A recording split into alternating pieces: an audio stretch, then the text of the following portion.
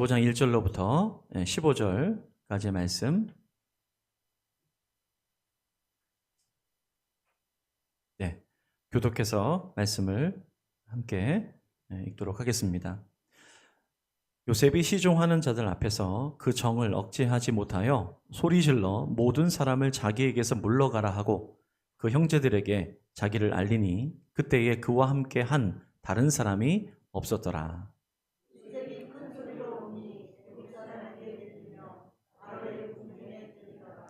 요셉이 그 형들에게 이르되 나는 요셉이라. 내 아버지께서 아직 살아 계시니까 형들이 그 앞에서 놀라서 대답하지 못하더라.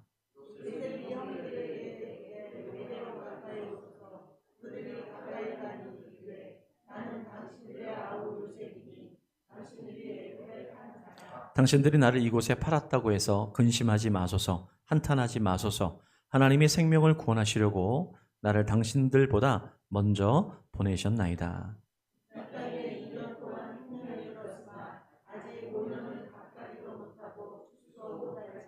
하나님이 큰 구원으로 당신들의 생명을 보존하고 당신들의 후손을 세상에 두시려고 나를 당신들보다 먼저 보내셨나니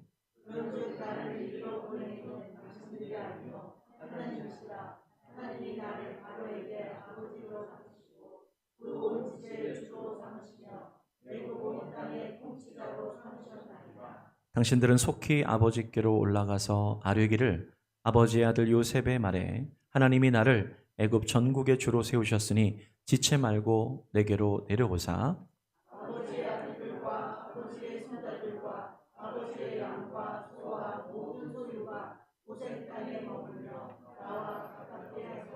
흉년이 아직 5해가 있으니 내가 거기서 아버지를 봉양하리이다.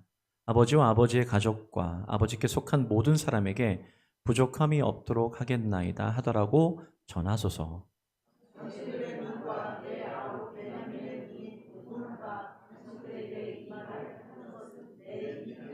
당신들은 내가 애굽에서 누리는 영화와 당신들이 본 모든 것을 다 내 아버지께 아뢰고 속히 모시고 내려오소서 하며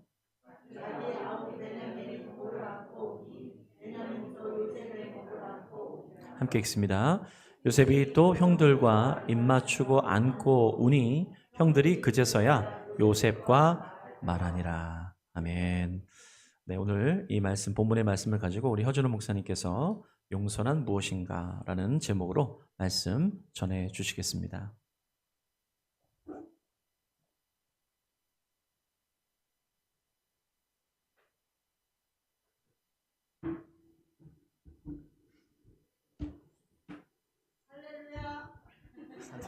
감사합니다.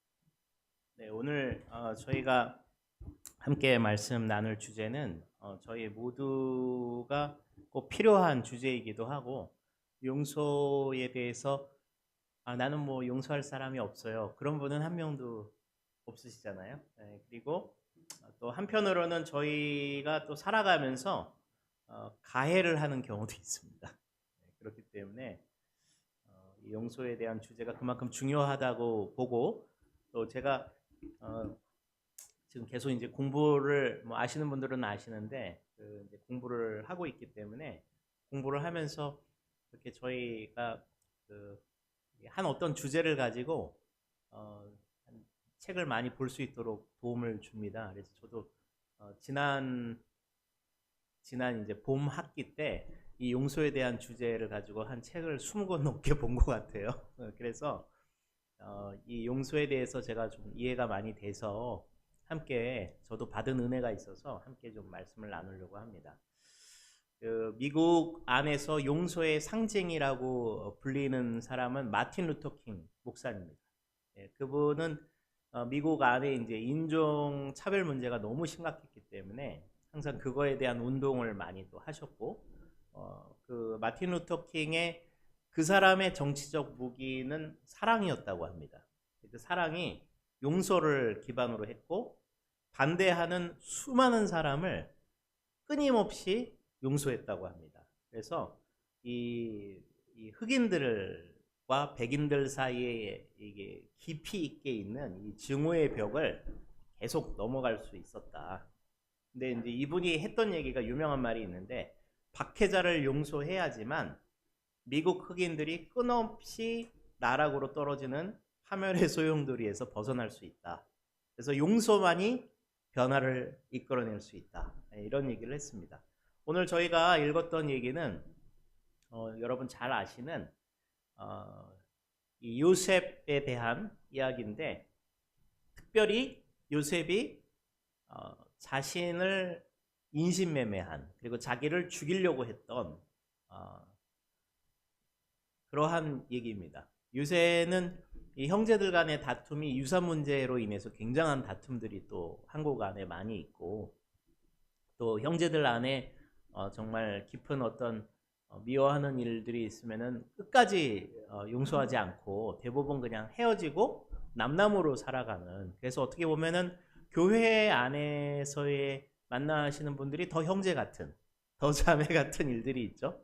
근데 교회 안에도 잘못하면 뭐 이런 작은 것이 한 10번 이상 지속되면 그러면은 또 교회 안에서도 이런 반목행위들이, 그리고 또 마음이 상해서 얘기를 잘 안 하게 되고, 그리고 처음 가졌던 그 첫사랑의 마음이 없어지고, 웬만하면은 말을 섞지 말자 그리고 예배 후에 빠이빠이, 그렇게 되는 것 같습니다. 오늘 왜 요셉 이야기로 창세기를 하나님이 마치셨을까? 이게 굉장히 중요한 얘기입니다. 제가 묵상을 좀 해보니까 구약의 가장 첫 번째 책 안에 그 마침이 요셉 이야기로 마칩니다. 요셉 이야기로 실제로 마쳐요. 50장에 보셔도 거기에 보면 거기도 요셉 이야기로 마칩니다. 가장 예수님을 많이 닮았다라고 얘기하는 사람이 요셉입니다. 요셉은 한 번도 살아가면서 어떤 그런 실수를 안 했습니다. 실수를 안 하고 다윗은 큰 실수를 해서 왕국이 완전 뿌리째 흔들렸었는데, 성공한 리더의 모델이라고 하면 항상 요셉을 이야기합니다. 근데 오늘 왜 요셉을 하나님이 이렇게 등장시키고 창세기의 마지막 이야기로 마침을 내렸을까? 다른 말로 하면 왜 용서의 이야기를 창세기 마지막에 집어넣으셨을까? 그만큼 중요하기 때문에 그렇겠죠. 용서는 과연 무엇일까? 용서는 과연 무엇일까? 저희가 한번 생각해 볼 필요가 있습니다. 1995년 7월 14일 날 제가 항상 잊지 않는 날입니다. 잊지 않는 날인데, 그래서 7월 14일이 되면 이 날이 생각이 딱 나요. 제가 이제 그때 미국에서 제가 어떻게 보면 굉장히 어린 나이에 선교사로 파송을 받고, 그곳에서 이제 선교사로서 문화 적응하고 이제 막 한참 언어를 배울 때였습니다.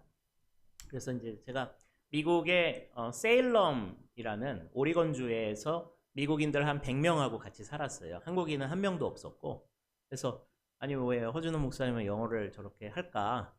생존하기 위해서 열심히 배웠습니다. 이 영어를 안 되면 이게 밥을 먹기도 어렵고 같이 일을 할 수도 없으니까, 당시에는 또 그런 전자사전이 아직 개발되지 않을 때였어요. 그래서 사전을 들고 한쪽에는 요만한 단어장을 들고 거기다가 막 이게 말이 안 되면은 그림을 그려가며 영어를 배웠던 것 같아요. 근데 그때 제가 7월 14일 날 어떤 누구를 태우려고 이렇게 가다가 교통사고가 굉장히 크게 있었습니다. 한국식으로 운전을 한 거죠. 그리고 제가 이제 운전한 지 별로 안 됐던 때인데, 교차로에서 굉장히 제가 세게 달려가고 있었는데, 제 옆에는 이제 한 미국 또 다른 선교사가 타고 있었고, 근데 갑자기 저한테 그 선교사가 저기 앞에 빨간색 불로 바뀌었다. 그래갖고 이제 한국식은 어떻게 합니까? 빨리 밟아서 넘어가죠. 빨리 더 밟았는데 그 앞에 차가 온 거예요.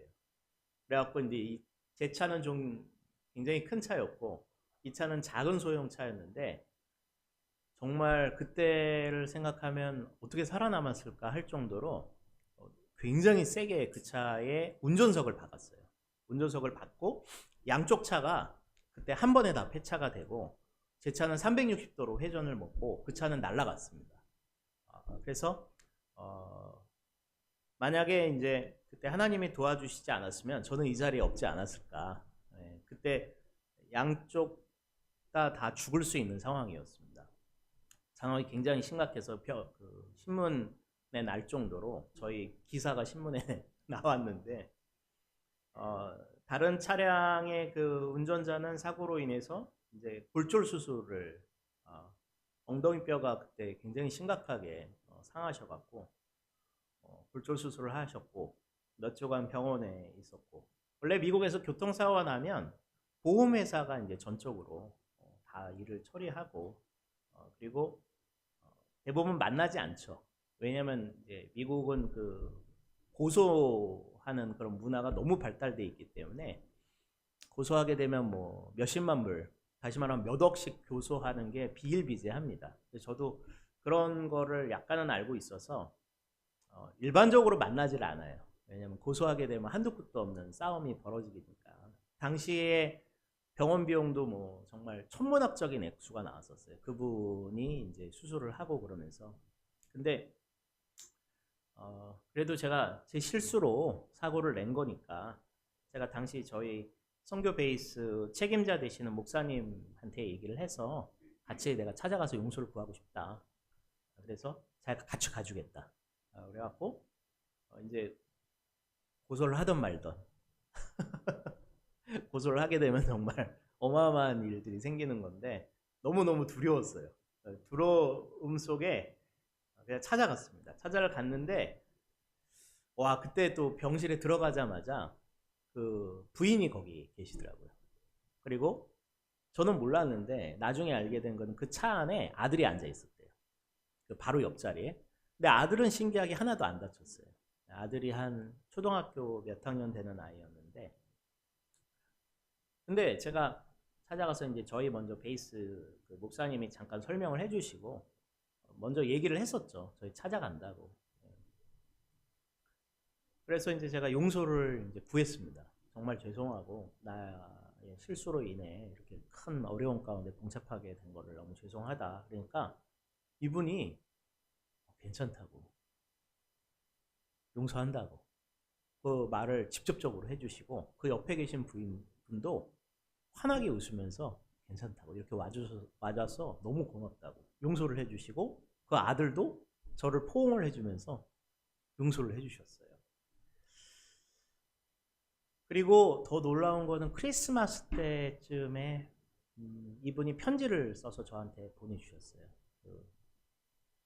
나는 이제 다 완치됐고 잘 살아가고 있고 우리가 이제 그날 어쩔 수 없는 그런 상황 안에서 이런 사고를 두 사람이 겪은 것인데 젊은이 당신 아직 나이가 한참이니까 그때 이제 만으로 24살이었는데 당신의 삶을 열심히 살아가면 좋겠다.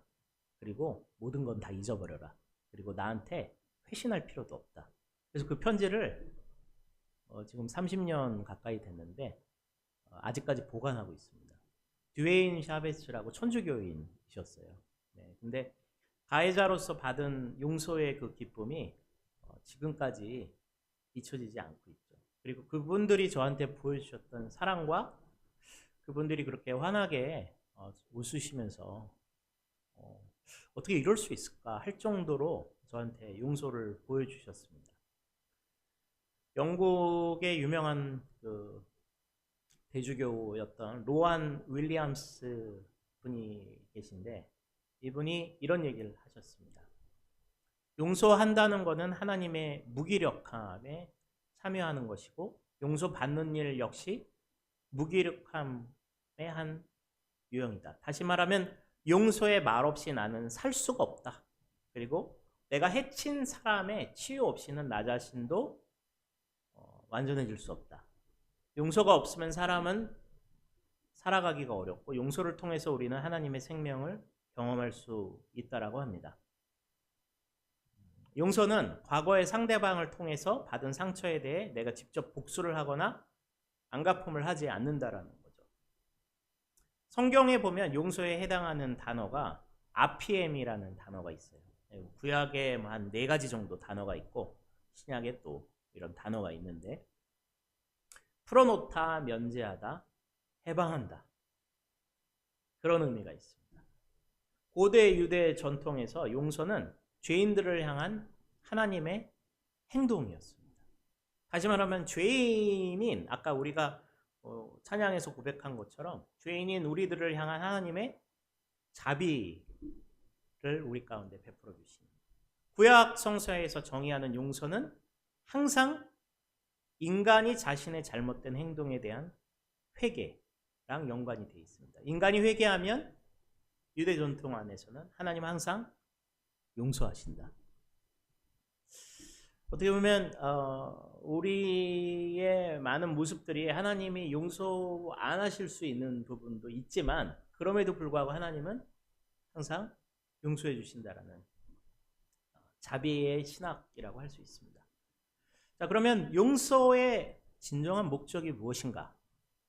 용서의 목적은 무엇인가? 저도 이거를 공부하다가 이걸 보고 깜짝 놀라긴 했는데, 맞는 얘기네라고 생각을 했는데, 그게 뭐냐면 공동체를 세우는 것입니다. 용서의 진정한 목적은 공동체를 세우는 것입니다. 요셉이 이렇게 고백을 했어요. 당신들이 나를 이곳에 팔았으므로 근심하지 마소서. 그리고 스스로를 한탄하지 마소서. 하나님이 생명을 구원하시려고 나를 당신들 앞에 먼저 보내셨습니다. 그리고 이거랑 대비해서 볼 수 있는 게 창세기 50장에 있는 또 말씀인데, 요셉이 이제 형제들이 아버지, 우리 잘 아는 야곱이 죽은 이후에 이런 생각을 했어요.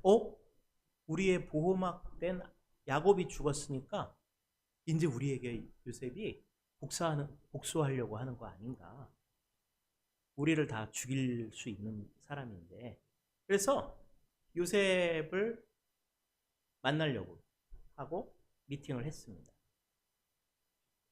그래서 요셉이 이때 또 한 번 더 얘기를 합니다.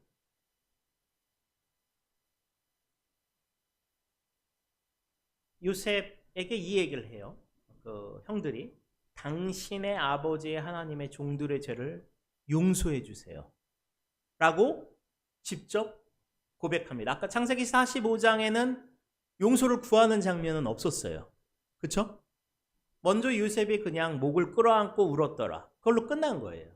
그리고 그걸로 요셉의 그냥 용서가, 이들은 어리둥절한 상태에서 나 같은 사람이 나 여기서 어떻게 될 수 있는데? 근데 우는 걸 보고 우리를 받아주나 보다, 그렇게 생각을 한 거예요.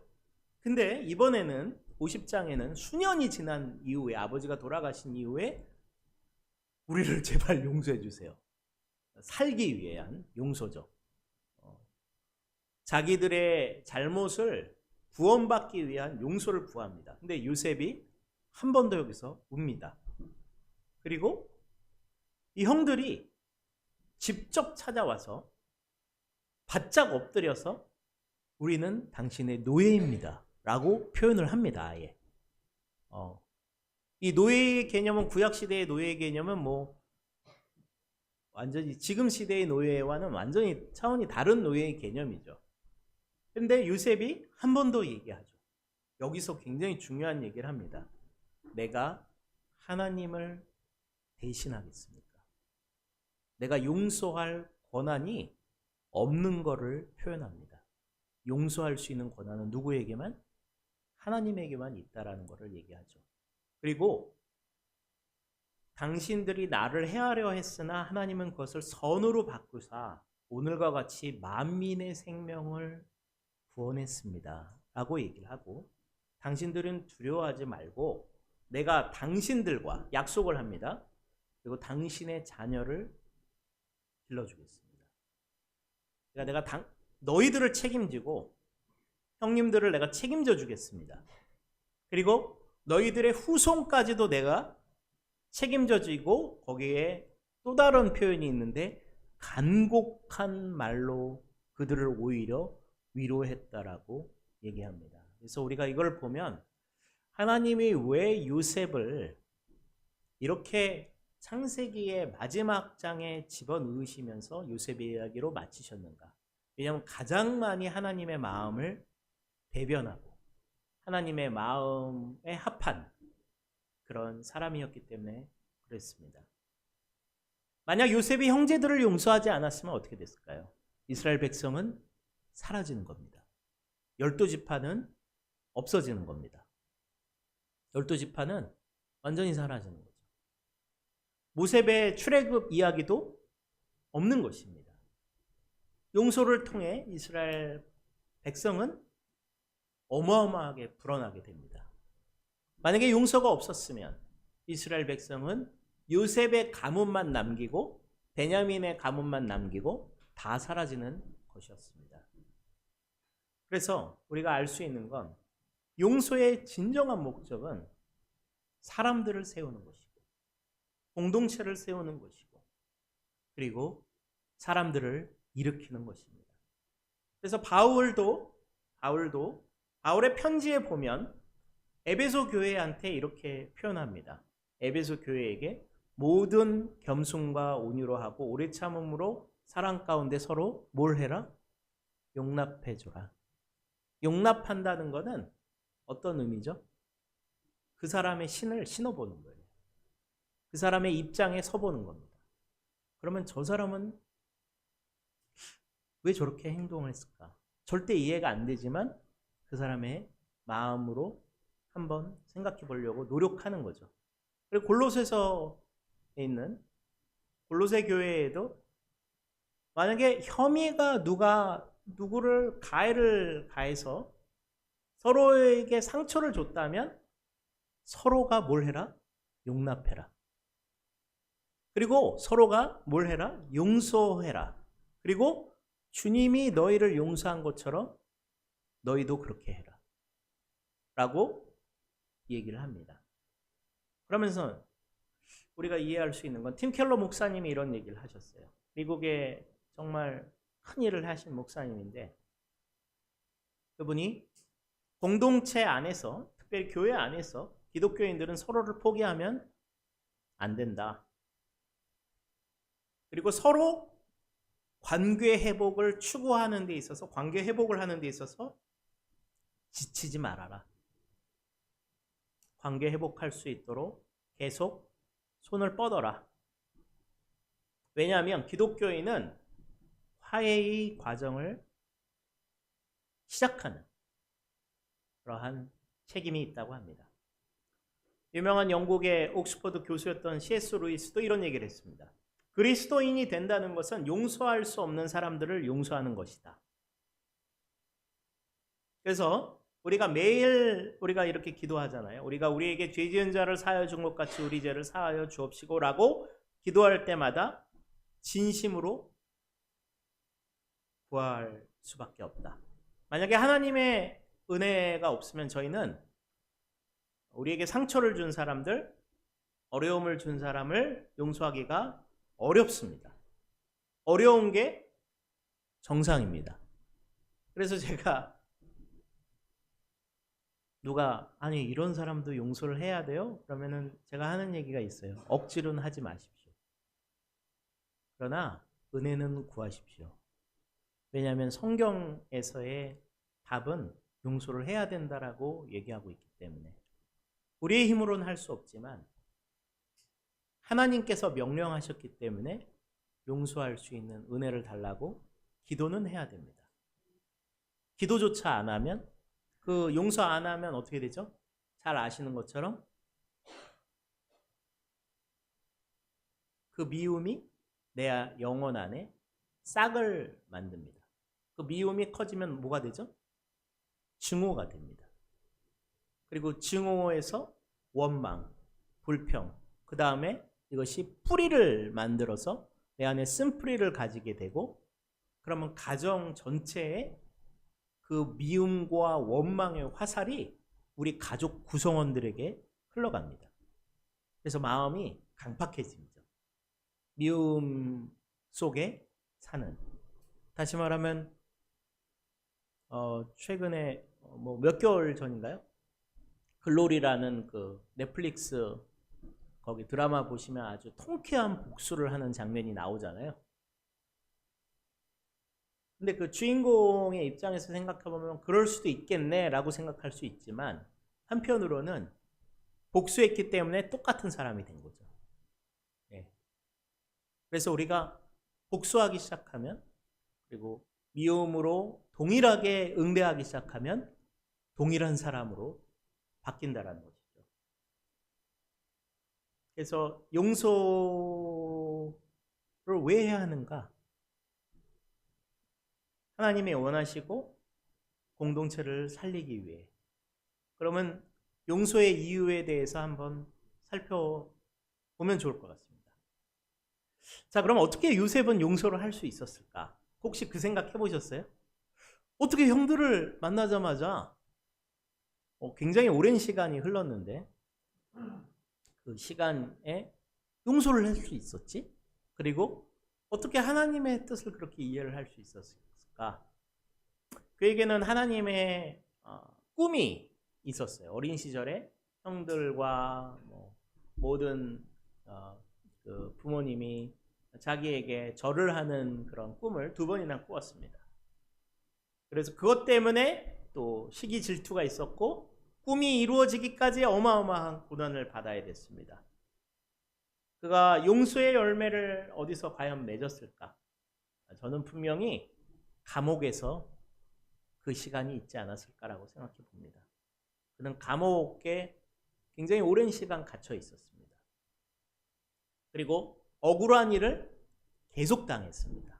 처음에는 형들을 통해서 인신매매를 당하고 그 다음에 이집트로 팔려간 뒤에 거기서 또 군대의 리더였던 보디발 장군의 집에 있다가 거기서 한 번 더 억울한 일을 또 당합니다.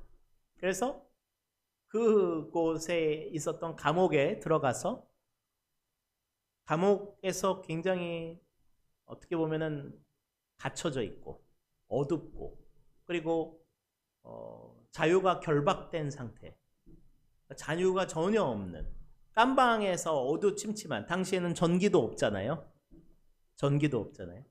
굉장히 어두운 곳에 있었을 것입니다. 그리고 당시에 잘 아시는 것처럼 성경도 없었습니다. 성경책도 없는 것이죠. 그렇죠? 모세오경도 없었어요. 요셉에게는 그냥 자신이 만난 하나님 외에는 없었던 것입니다. 그래서 하나님과 그 깜방에서 교제를 하지 않았을까? 어둡고 침침한 곳에서 교제하고 기도하고 찬양하고 그러지 않았을까? 과연 무슨 찬양을 했을까 생각도 해보면 알 수가 없는 거죠. 아무것도 나타나 있지 않으니까. 저희는 수많은 찬양곡들이 있잖아요, 지금. 근데 당시에 요셉에게는 그런 게 전혀 주어지지 않았던 때입니다. 그냥 침묵 속에 그는 하나님을 만났던 것입니다. 그래서 저는 분명히 감옥에서 왜 자신이 이집트에 왔을까에 대한 이해들이 생기지 않았을까. 또한 이러한 괴로운 일을 겪는 데 있어서도 하나님께서 그에게 어느 정도의 이해를 깨달을 수 있도록 아주 작은 이해를 주시지 않았을까. 그리고 형들을 조금이라도 그곳에서 용서할 수 있는 이해를 갖지 않았을까. 그리고 나중에 감옥에서 풀려났을 때 애굽의 전체 어떻게 보면 최고 리더가 됐을 때에도 아마 더 많은 이해와 깨달음이 요셉에게 찾아오지 않았을까라고 생각해 볼 수 있습니다. 이 모든 과정에서 그는 하나님을 만났던 것이죠. 그래서 우리에게 용서를 하기 위해서는 내가 억지로 용서해야 돼, 이것이 아니라 우리에게 필요한 것은 하나님을 만나는 일입니다. 하나님을 만나고 내 안에 용서할 거에 대한 이 아픈 마음을 주님께 말씀드리고, 그리고 용서할 수 있는 은혜를 구하고, 그리고 그런 얘기가 있습니다. 내적 치유 기도할 때 꼭 하는 얘기인데, 용서하기 원합니다라고 얘기하지 말래요. 일단 의지로 선포하래요. 용서합니다라고. 그러면 그 마음이 점점 바뀔 것이다 라고 얘기를 한다고 하더라고요. 용서할 수 있는 이유, 첫 번째, 용서를 해야 되는 이유. 우리가 먼저 용서받았기 때문에 용서해야 되는 거죠. 마태복음 18장 보면 천문학적인 액수를 탕감받은 자가 자신의 친구가 아주 작은 돈을 빌린 거를 용서 안 해주는 그런 모습이 나와요. 거기서 용서하지 않은 그 신하를 예수님이 뭐라고 그러냐면 악한 종이라고 얘기합니다. 그래서 예수님이 이런 얘기를 하죠. 너희가 각각 중심으로 형제를 용서하지 못하는 것이 내적 고통의 가장 큰 원인이다. 그래서 우리 중심으로 마음 깊은 곳 안에서 우리 옆에 있는 내 주위의 사람들을 용서를 해야지 내 마음의 고통이 사라진다라고 얘기하는 거죠. 그래서 기억해야 될 거는 내가 먼저 하나님의 용서를 받았다. 오늘 저희가 찬양도 하고 기도도 하고 그러는데 우리가 하나님의 용서가 없이 찬양도 못하고 기도도 못합니다. 하나님의 용서가 전제되지 않으면 저희는 이 자리에 나올 수 없는 거죠. 주님의 보좌 앞에 나아갈 수가 없습니다. 왜냐하면 주님이 거절하시기 때문에. 근데 하나님이 용납하신다라는 용서가 전제되어 있기 때문에 그래서 우리가 용서할 수 있는 거죠. 두 번째, 용서의 이유 두 번째, 용서받기 위해 용서해야 된다고 합니다. 마태복음 6장 14절로 15절 보면 거기도 우리가 우리의 죄를 용서한 것 남의 죄를 용서한 것 같이 우리의 죄를 용서하여 주시옵소서라는 이 고백 안에는 내가 타인의 잘못을 용서할 때 하나님께서 우리를 용서하신다. 다시 말하면 내 용서로 하나님의 용서를 얻어낼 수 있는 그 뜻이 아니라 내가 용서하면 하나님의 용서가 얻어지는 것이 아니라 하나님의 용서를 내가 내 발로 차버린다라는 뜻이에요. 그것이 값어치가 없다는 것이에요. 내가 용서를 안 하면 이미 하나님이 나에게 주신 이 큰 용서를 아무 가치 없이 아무런 의미 없이 그것이 나에게 아무런 의미가 되지 않기 때문에 그 은혜를 발로 차버리는 상태의 삶을 살아간다는 거예요. 내가 이렇게 했으니까 하나님도 이렇게 해주세요. 이것만큼 굉장히 이거는 비기독교적인 의미라는 거예요. 다시 말하면 내가 하나님을 다른 타인을 용서한다라는 그 의미 자체는 내가 그만큼 큰 은혜를 받았기 때문에 내가 용서합니다라고 다시 말하면 하나님의 용서와 은혜를 받아들이면서 살겠습니다라고 얘기한다라는 것입니다. 그래서 팀 켈러 목사님이 이런 얘기를 하세요. 하나님께 진심으로 회개하는 자는 타인을 용서하지 않을 수 없습니다. 남을 용서하지 않는 것은 하나님께 깊은 회개가 없기 때문에 발생하는 결과물입니다. 다시 말하면 내가 하나님 앞에서 진정으로 은혜를 받고 회개를 받은 사람은 남을 용서한다는 것입니다. 왜냐? 그만큼 하나님의 은혜가 크다는 것을 알기 때문에. 그리고 세 번째, 질병으로부터 자유하기 위해 용서해야 된다고 합니다.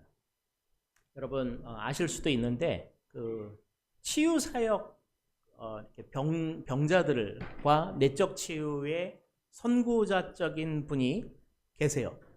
프란시스 맥너트 박사님이신데 이분은 치유 사역을 하시면서 돌아가셨어요. 이 코로나 기간 동안에 이제 연로하셔서 돌아가셨는데 자기에게 상처 입은 사람을 의지적으로 용서를 하면 육체적인 치유도 항상 뒤따라온다는 것을 무수히 보셨다고 합니다. 무수히 보셨다고 해요. 그래서 육체의 질병의 치유가 일어나려면 항상 뭘 해야 되냐면 혹시 회개할 죄가 있는지 아니면 먼저 내 내면 안에 용서해야 될 사람이 있는지 이걸 항상 점검하고 하신다고 합니다.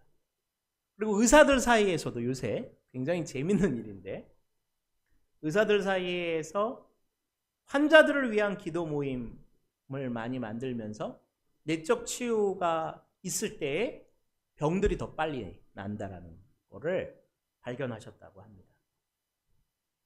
그래서 우리가 해결되지 않는 어떤 두려움 혹은 분노 이런 것이 있다면 먼저 내 안에 혹시 내가 용서할 사람들이 있는가 살펴봐야 된다고 합니다. 네 번째는 정서적 자유를 내가 마치 이런 거죠. 여호와를 기뻐하는 것이 나의 힘이다 라고 말씀에 있는데, 그럼 우리 안에 어떻게 이런 기쁨의 샘물이 솟아날 수 있는가? 마치 요한복음 4장에 있는 것처럼 우리가 예수님을 영접하고 성령님을 만나면 이 생수의 기쁨이 내 안으로부터 샘솟듯이 일어난다고 하는데, 그러려면 정서적 자유가 있다는 얘기예요. 그러려면 어떤 일이 필요한가? 거기에도 용서가 필요하다는 거죠. 유대인인 헬라라는 자매님이 있는데, 이분이 나치 독일에서 자라났습니다. 헬라의 부모님과 형제들이 다행히도 2차 세계대전 발생 직전에 독일을 빠져나왔어요. 그래서 죽음의 수용소에 가진 않았는데, 할아버지, 할머니, 그리고 어릴 적 친구 전부가 다 홀로코스트 때 다 강제 수용소에 끌려가서 죽었습니다. 그래서 이 헬라 자매님이 상처가 굉장히 깊었고, 고통은 나중에 당연히 분노로, 이건 정상적인 겁니다. 근데 사랑 안에 살려고 했는데 용서가 잘 안 됐다고 합니다. 당연히 안 되는 게 정상이겠죠. 그런데 어느 날 이런 생각이 들었습니다. 그들에게는 죄가 있다. 하지만 그들 역시 우리와 같은 인간이다. 이 사실을 인정해야 된다. 그렇지 않으면 나는 절대 가족을 학살한 그들을 용서할 수가 없을 것이다. 그래서 죄인된 인간이라는 것을 인정을 했다고 합니다. 그래서 이렇게 얘기를 했어요. 내 마음의 증오의 씨앗이 자라고 있다는 것을 알고 두려웠습니다. 오만한 생각, 다른 사람을 향한 격앙된 감정, 냉정함, 분노, 시기, 냉담함이 같이 자라고 있었다고 합니다. 근데 원래 이게 한 패키지로 자라게 됩니다. 미움이 생기면 다른 사람들을 향해 쉽사리 분노하게 돼요. 그리고 냉정하게 됩니다. 왜냐하면 불신하기 때문에 사람들을 잘 안 믿게 되니까 얼굴에도 그게 드러나죠. 그리고 분노, 시기, 그리고 차가움이 같이 패키지로 옵니다. 저도 이걸 경험했기 때문에 말씀드릴 수 있어요. 그런데 나치 독일에서 벌어진 일의 근간에 대부분의 사람들은 이런 마음이 있다고 합니다. 누구에게나 이런 쓴뿌리가 있게 마련이고요. 그래서 용서가 절실히 필요한 사람은, 용서가 정말로 필요한 사람은 바로 나구나. 그래서 그때 그걸 인정하면서 그제야 비로소 내가 용서할 수 있었고 그때서야 자유로울 수 있었습니다 라고 얘기를 합니다. 다섯 번째, 왜 용서를 해야 되나? 풍성한 삶을 살기 위해. 욥도 정말 얼마나 큰 고난을 겪었습니까? 근데 친구들, 가장 친한 친구 3명이 찾아와서 엄청난 정죄를 합니다. 예, 그 욥기의 대부분의 그 내용은 3명의 친구가 계속 욥을 정죄하는 거예요. 네가 분명히 죄를 졌기 때문에 이런 고난이 왔을 거다. 네가 분명히 네가 모르는 죄를 진 거다. 하나님은 아무런 잘못이 없다. 그러나 너는 분명히 죄를 졌으니까 이런 고난을 받는 거야. 그러나 이번에 코로나 기간에 고통당하신 분들은 그럼 다 죄를 진 건가요? 아니죠. 당연히 아닙니다. 그리고 교회 안에서 열심히 신앙생활을 하고 섬겼는데 저 사람은 별로 안 섬겼는데 오히려 섬긴 사람의 가정 안에 코로나로 인해 고통을 받는 사람이 있어. 그러면은 그 사람은 하나님이 심판한 거예요? 아니죠. 전혀 아니죠. 이게 기독교 안에 굉장히 잘못된 심판의 개념입니다. 이유 없는 고난이 있다는 것이에요. 제가 몇 주 전에 강의하러 갔던 할렐루야 교회 원로 목사님 김삼복 목사님의 부인 되시는 분도 코로나의 후유증으로 심각한 상황이셔갖고 담임 원로 목사님이 옆에서 병수발 계속 하고 계시대요. 자, 그러면 그분이 죄를 진 건가요? 그래서 심판을 받은 건가요? 전혀 아니죠. 여기서도 그 얘기를 합니다. 욥은 왜 하나님 나에게 이런 고난을 줬습니까? 계속 하나님한테 항변하고 계속 기도하는 모습이에요. 저에게 나타나셔서 한마디만 하십시오. 그러니까 하나님이 나중에 나타나시죠. 근데 재밌는 사실은 고난의 이유를 설명을 안 하십니다. 네가 왜 이러한 고난을 받았는지 내가 설명해 줄게 라고 얘기를 안 하십니다. 단 한마디도 안 해주셨어요. 그러나 거기서 하나님이 나타나셔서 말씀하신 아주 핵심적인 내용은 뭐냐면 나는 너의 하나님이고 나는 너를 결코 버리지 않고 나는 너의 목자다. 세상에는 거대한 악들이 있다. 그러나 이 악 속에서도 나는 너를 돌보고 있다. 내가 너를 돌보고 있으니까 걱정하지 말아라. 바로 그것이 욥기의 핵심입니다. 고난의 이유를 나는 알려줄 수는 없지만 그럼에도 불구하고 네가 나를 신뢰하고 내가 너의 진정한 목자가 된다라는 것이 욥의 핵심 내용 중에 하나인데, 자, 여기서 보면 친구들을 하나님이 뭐라고 얘기를 하시죠? 책망하시죠. 너희들은 잘못된 발언을 했다. 그래서 욥에게 기도를 받아라 라고 얘기를 합니다.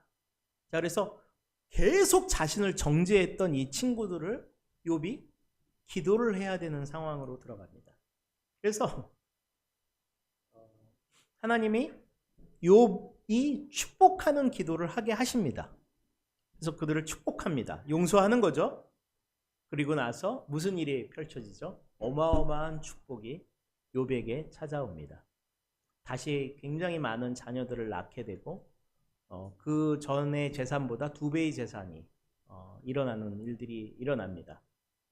그래서 용서와 축복의 기도가 풍성한 축복의 삶으로 욥을 인도해 줍니다. 자, 그러면 왜 또 용서해야 되는가? 마지막, 억울한 일을 하나님께 맡기면 복으로 갚아주시기 때문에. 자, 그러면 예수님을 살펴보죠. 예수님의 십자가의 길을 살펴보면 우리가 알 수 있는 것은 자신의 백성에게 거절당하셨습니다. 그리고 자기의 제자에게 팔렸습니다. 그것도 예수님 같은 정말 이 세상에서 가장 귀하신 왕이신데 그분을 돈 몇 푼에 팔렸습니다. 그리고 자신의 친형제들에게 더 이상 미친 짓 하지 말고 빨리 집으로 돌아와라. 말도 안 되는 얘기잖아요. 친형제들이 예수님을 신으로 영접하지 않았습니다. 그리고 친구들에게 배신당하고 부당하게 포박당하고 사형 선고까지 받으셨습니다. 그래서 그 고난의 쓴 잔을 아버지께서 주신 잔이라고 하시면서 하나님께 자신의 생명까지 맡기셨죠. 근데 예수님은 십자가상에서도 원수들을 용서하셨고, 그리고 부활하신 이후에도 계속 제자들에게 하나님의 용서를 보여주셨습니다. 자, 그래서 우리가 알 수 있는 건 예수님의 마음은 항상 용서하시고 항상 제자들을 축복하게 원하시고, 그리고 의혹과 불안과 두려움 가운데 있는 제자들을 어떻게 해주시기 원하신다? 위로하시고, 그리고 찾아와서 격려해 주기 원하시고, 그리고 그것을 어느 때는 설명도 해주세요. 설명도 해주세요. 엠마오에 있는 엠마오 예루살렘에서 한 그게 갑자기 정확하진 않은데 14km인가 하여간 꽤 키로수가 되는데 그걸 걸어서 가고 있었어요. 근데 그 두 제자들에게 찾아오셔서 왜 예수님이 고난을 받고 그래야 됐는지 이 제자들이 하도 어리석으니까 그것을 상세하게 설명까지 해주셨습니다. 그리고 그들에게 성찬을 베푸시면서 저녁 식사죠, 어떻게 보면. 그리고 사라지셨어요. 그래서 우리가 이해할 수 있는 건 우리 삶에 의혹이 있고 살아가다 보면 이해되지 않는 일들, 그리고 왜 이런 일들이 일어나지? 우리 교회 안에서, 내 삶 속에서 어떻게 이럴 수가 있지?